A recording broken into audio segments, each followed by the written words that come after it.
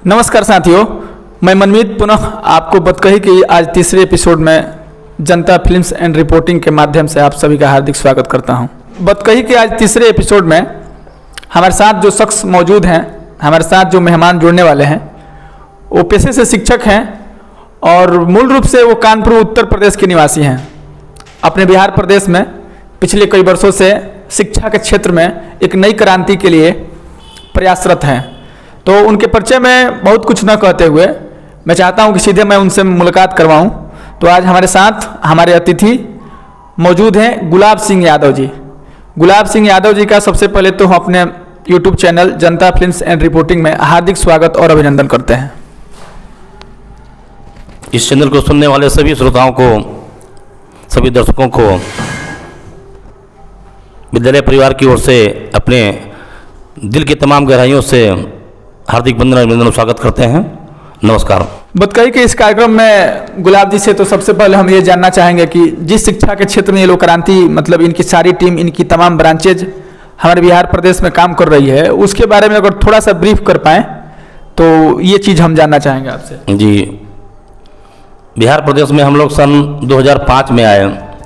हम लोगों की एक संस्था देशभक्ति लोक कल्याण समिति उत्तर प्रदेश, जिसका हेड ऑफिस इटावा में, उस संस्था के तहत हम लोग यहाँ पर बिहार में प्रवेश किए 2005 से अभी तक लगातार ग्रामीण शिक्षा को बढ़ावा देने के उद्देश्य से, और जो हमारी भारतीय संस्कृति लुप्त हो रही है उसको पुनर्जागृत करने के उद्देश्य से हम लोगों की संस्था लगातार कार्य कर रही है।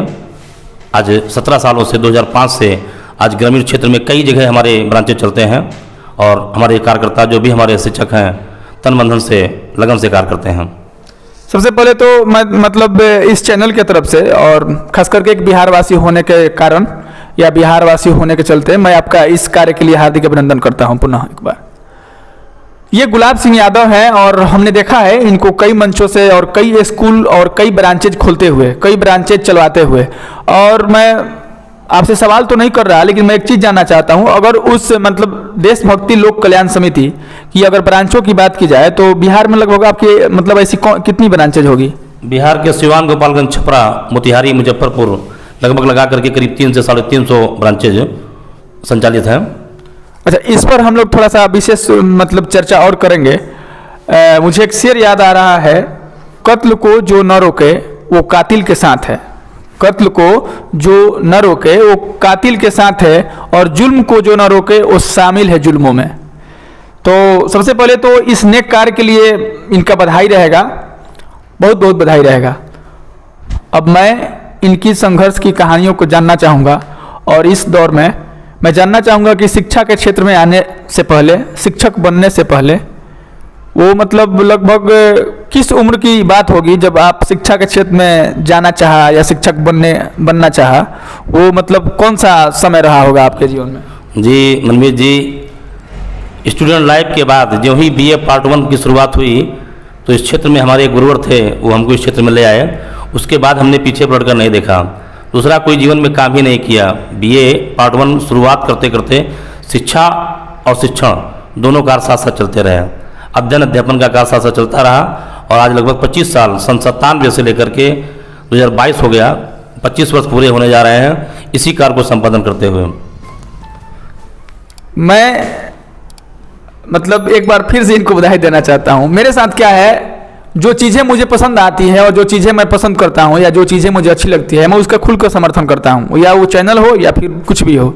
मैं एक चीज़ और कहना चाहता हूँ, मुझे पढ़ने वाले लोग और पढ़ाने वाले लोग बहुत सुंदर लगते हैं और मैं उनका समर्थन करने के लिए तैयार रहता हूँ। तो आपका BA पार्ट 1 जब चल रहा था तब से ये इच्छा हुई कि मतलब पढ़ने और पढ़ाने का काम किया जाए। तो सबसे पहली बार मतलब जिस तरह से बिहार में आप ब्रांचेज खोल रहे हैं, लगातार चला रहे हैं, तो सबसे पहली बार आप कोई अगर ब्रांच ओपन किए हो, अगर आपको याद आ रहा हो कि सबसे पहली बार इस ट्रस्ट के माध्यम से कौन सा ब्रांच खोले थे और कहाँ खोले थे? ये सबसे पहला ब्रांच हमने 2005 में हम बिहार इंटर किए। 8 साल हम कानपुर सेवा किए, घाटामपुर चीनी मिल विद्या मंदिर में डिपार्टमेंटल विद्यालय था। 2005 में हम रिलेटिव के माध्यम से बिहार आए इस ट्रस्ट के माध्यम से, और मोगल बरेचा जो कि बरौली ही प्रखंड में है और वहाँ पर विद्यालय ओपन किए।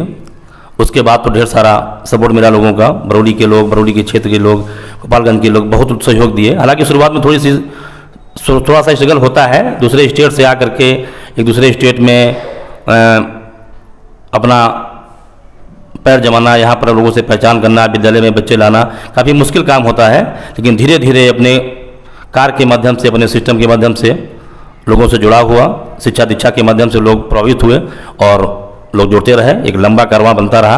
आज तो एक आप लोगों का आशीर्वाद है कि बरौली प्रखंड में कहीं भी परिचय के मोहताज नहीं है। गुलाब सर को अगर कहीं भी याद किया जाएगा तो लोग 2-4-10 किलोमीटर में गुलाब सर को बता देंगे कि हाँ फला फला जगह उनकी ब्रांच है।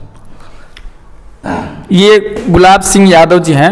आप इनके बारे में ये जान गए कि मतलब कानपुर उत्तर प्रदेश के निवासी हैं और शिक्षा के क्षेत्र में पढ़ने पढ़ाने का काम कर रहे हैं। और इनकी एक मतलब एक ट्रस्ट है, जिस ट्रस्ट के माध्यम से ये लोग बिहार प्रदेश में 2005 में एंट्री करके और आज तक लगभग 300 के आसपास ब्रांचेज शिक्षा क्षेत्र में चला रहे हैं, जिस ट्रस्ट का मुख्य उद्देश्य है संस्कार युक्त शिक्षा प्रदान करना।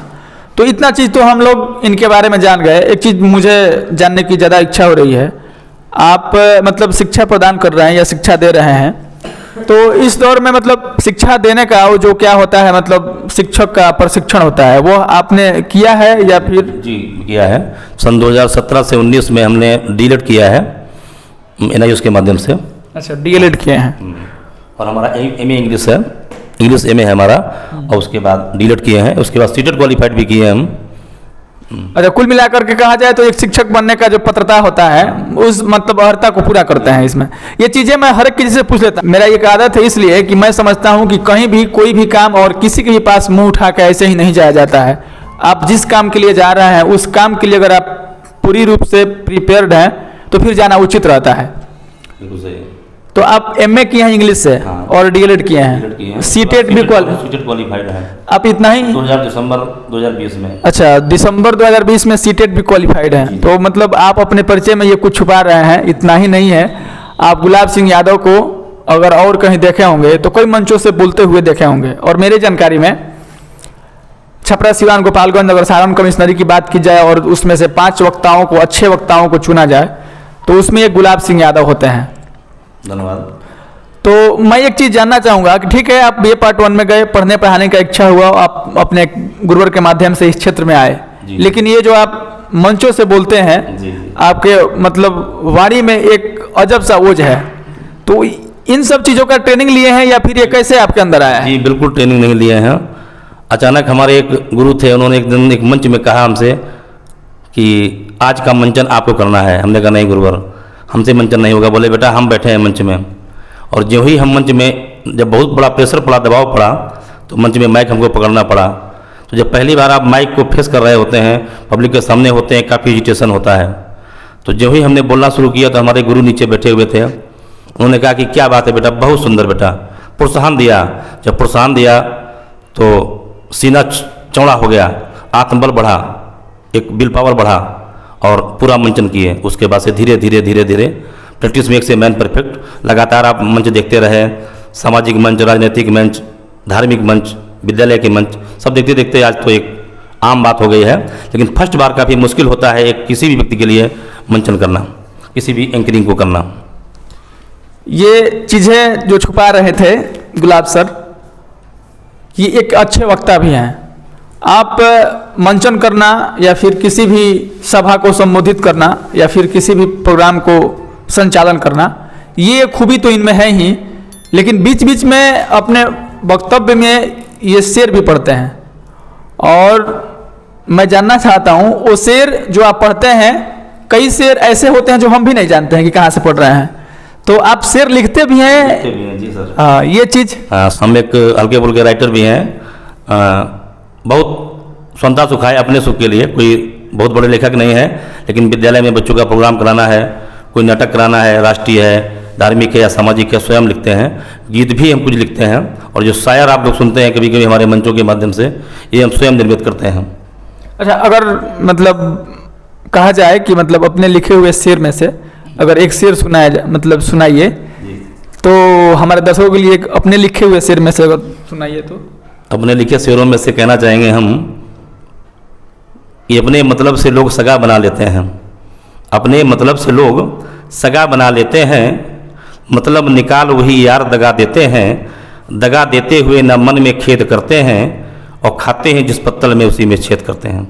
ये हमारा स्वयं निर्मित है। इस तरह के बहुत सारे शेर हैं जो हम खुद सामाजिक, धार्मिक, राष्ट्रीय खुद निर्मित करते हैं। क्या बात है। अगर आप वीडियो देख रहे हैं तो आप ताली बजा सकते हैं, हालांकि वीडियो में ताली हम नहीं बजा सकते हैं। हमारी टीम जितना गुलाब सर के बारे में पता की है उनमें तो मतलब हम जो चीज़ें समझ पा रहे हैं वो चीज़ें इनसे बात किए हैं, लेकिन गुलाब सर को देख के ऐसा नहीं लगता है कि इनके पास इतनी ही मतलब क्वालिटी है या गुण है। इनके पास और कई भी चीज़ें हैं। हालांकि एक चीज़ जो छुप रहा था हम उजागर किए हैं। अगर सच में पूछा जाए वक्ता, शिक्षक, स्कूल संचालन, इसके अलावा कोई और चीज़ आपके पास हो, जैसे मान लीजिए आप कह रहे हैं कि स्वतः सुखाया, स्वतः सुखाए के लिए आप लिखते हैं, अपने आनंद के लिए। अच्छा, अपने आनंद के लिए लिखते हैं। ये तो खैर मतलब दर्शक विश्वास करें, हम विश्वास नहीं करते हैं। कहीं ऐसा नहीं ना है कि मतलब आगे चल करके कोई एक बड़ी पुस्तक या कोई मतलब ऐसा कुछ उद्देश्य नहीं है, ऐसी कोई सोच नहीं है हमारी, बस इतना ही पर्याप्त है। और उस क्षेत्र में जाने, चूँकि हम लोग दूसरे क्षेत्र में जुड़े हुए हैं, पठन पाठन के क्षेत्र में इतना समय ही नहीं निकल पाता कि व्यक्ति उस विषय में कुछ सोचे। अच्छा, अभी देखिए बरौली में कई प्राइवेट स्कूल हैं, कई शिक्षक भी हैं, हम सबसे बातें नहीं कर सकते हैं। कुछ चीज़ें हैं जो हमें इनके पास खींच कर लाई है। मतलब गुलाब सर जो अभी वर्तमान में जिस स्कूल का संचालन कर रहे हैं उस स्कूल का नाम है गैलेक्सी इंटरनेशनल स्कूल। और ये स्कूल आप कब से चला रहे हैं यहाँ पे? ये पिछले 2 सालों से। अच्छा, पिछले 2 सालों से अगर चला रहे हैं तो लॉकडाउन का पीरियड इसी में गुजरा होगा। तो लॉकडाउन का पीरियड बहुत ही ऐसा समय रहा 2020 का, लॉकडाउन की जो हमेशा याद किया जाएगा। और प्राइवेट शिक्षक के लिए या संचालक के लिए कोरोना पीरियड, कोविड-19 क्या होता है, लॉकडाउन क्या होता है, ये अगर पूछना है तो किसी प्राइवेट शिक्षक से और प्राइवेट डॉक्टर से पूछिए कि किन हालातों से गुजरे हैं लोग। ना मतलब आपके साथ तो एक समस्या और रही होगी, क्योंकि आप पिछले 2 साल से स्कूल यहाँ चला रहे हैं और वो आपका शुरुआती दौर होगा जी, और उसी समय लॉकडाउन लगा है, तो समस्या तो बिल्कुल बिल्कुल। इसके पहले हमारा रतन सराय सरस्वती ज्ञान मंदिर चलता है। अब कितनी मुश्किल होती है कि बिल्डिंग किराए की है, बिजली का बिल है, गाड़ियों की EMI है, सब कुछ फिलअप करना होता है। और इसके बाद कोरोना का पीरियड बहुत ही दुखद रहा है। खैर, गैलेक्सी इंटरनेशनल स्कूल के बतौर डायरेक्टर गुलाब सर से आने वाले सेशन में जो मार्च अप्रैल से शुरू होगा, यहाँ के लोगों के लिए, यहाँ के बच्चों के लिए, पढ़ने और पढ़ाने वाले दोनों तरह के लोगों के लिए, अगर कोई आपके स्कूल की तरफ से, विद्यालय परिवार की तरफ से या आपके तरफ से अगर कोई अवसर दिया जाने वाला हो, वो या पढ़ने के क्षेत्र में हो या पढ़ाने के क्षेत्र में हो या फिर कोई कार्यक्रम के क्षेत्र में हो, तो हम चाहते हैं कि अपने हमारे वीडियो की तरफ से ये बात आप, हम लोग लगातार प्रयास करते हैं कि जो बच्चे हमारे आर्थिक रूप से गरीब हैं या किसी बच्चे के पिता नहीं हैं तो उसको हम लोग लगातार 1 से लेकर 8वीं क्लास तक की निःशुल्क शिक्षा देते हैं, फ्री ऑफ कॉस्ट, कोई शुल्क नहीं, ना बुक का, ना ही फी, ना किसी प्रकार का कोई शुल्क नहीं। और इसके अलावा भी कुछ मेधावी छात्र होते हैं। हम लोगों के विद्यालय का उद्देश्य रहता है कि गरीब और अमीर सभी के बच्चे पढ़ें, कम शुल्क में अच्छी शिक्षा देने का प्रयास रहता है, जिससे सारे बच्चे हमारे, गरीब अमीर सभी के बच्चे हमारे यहाँ पढ़ सकें। और प्रत्येक वर्ष जनवरी में हम लोग एडमिशन फ्री करते हैं, मात्र मंथली फी लेकर के। प्रत्येक साल 9 वर्ष में हम लोग छूट देते हैं और कम खर्च में अच्छी शिक्षा देने का प्रयास करते हैं। और यही लगातार हमारा प्रयास जारी है। वही चीज़ें जो मैं पिछली वक्तव्य में आपसे कह रहा था कि बरौली में काफ़ी स्कूल हैं, काफ़ी शिक्षक हैं, मैं सबसे बात नहीं कर सकता। इसका कारण ये है कि गुलाब सर के प्राइवेट शिक्षक होने का भी कारण एक और है और इनके प्राइवेट विद्यालय के संचालन करने का भी कारण एक है। ये है कि आपको गुलाब सर ने खुद बताया कि देशभक्ति लोक कल्याण सेवा समिति ऐसा करके एक ट्रस्ट है, जिस ट्रस्ट का मुख्य उद्देश्य है संस्कार युक्त शिक्षा देना। अब हमको नहीं पता है कि बाकी जो प्राइवेट स्कूल हैं वो इस प्रकार का अपना उद्देश्य रखती हों, लेकिन गुलाब सर के साथ ऐसा है। दूसरी बात यह है कि गुलाब सर यहाँ के नहीं हैं, उत्तर प्रदेश से, कानपुर से आते हैं, तो हमारा एक निजी मतलब नैतिक धर्म भी बनता है कि उनका स्वागत हम अपने प्रदेश में करें। तो इसलिए मैंने बतकही में इनको अपना अतिथि बनाया था। इनके खुद के संघर्ष की कहानी और इनके विद्यालय की कहानी आपके सामने प्रस्तुत हुई। बहुत बार ऐसा भी होता है कि वीडियो का मतलब कंक्लूडिंग हम नहीं करेंगे, चाहे हम नहीं कर सकते हैं। और आज दिन ऐसा बन रहा है कि हमारे इस एपिसोड में जो मेहमान हमसे जुड़े हैं, अगर वीडियो का अंत उनसे कराई जाए तो बेहतर होगा। और मैं चाहूँगा कि इस पूरी बातचीत को अगर आपको किसी एक शेर के माध्यम से समाप्त करनी हो तो क्या कहेंगे? शेर के माध्यम से समाप्त करने में इतना ही कहेंगे कि लहरों से डरकर नौका पार नहीं होती और कोशिश करने वालों की कभी हार नहीं होती। अगर आप लगातार प्रयास कर रहे हैं तो निश्चित है सफलता आपके चरण चूमेगी। बहुत बहुत धन्यवाद रहेगा गुलाब सर का। तो हमारे बात कही कि इस एपिसोड में आप देख रहे थे अभी तक हमारे साथ जो मेहमान जुड़े थे गुलाब सर कानपुर उत्तर प्रदेश से, और हम ऐसे ही आपसे और भी एपिसोड में मिलते रहेंगे नए नए अतिथियों के साथ। आप सभी का धन्यवाद।